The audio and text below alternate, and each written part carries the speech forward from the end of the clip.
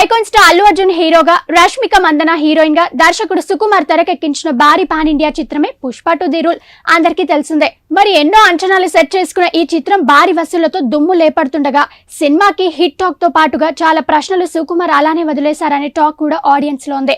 అయితే వీటిలో మలయాళ టాలెంటెడ్ నటుడు ఫహద్ ఫజిల్ చేసిన బన్వర్ సింగ్ కెషావత్ రోల్ ఎంత పవర్ఫుల్ అనేది కూడా అందరికీ తెలిసిందే.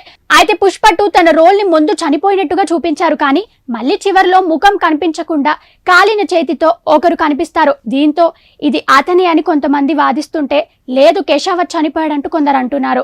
మరి కీలకమైన అంశంపై ఓ ఇంట్రెస్టింగ్ లింక్ బయటకు వచ్చింది.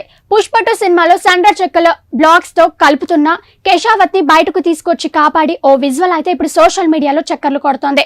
దీంతో పుష్ప 2లో ఈ సీన్ తీసేశారని కామెంట్స్ వినిపిస్తున్నాయి. సో కెషావత్ సార్ బతికే ఉన్నారా అంటూ మళ్ళీ ఇంట్రెస్టింగ్ టాక్ అయితే మొదలైంది. మరి ఇందులో ఎంతవరకు నిజం అనేది వేచి చూడాలి.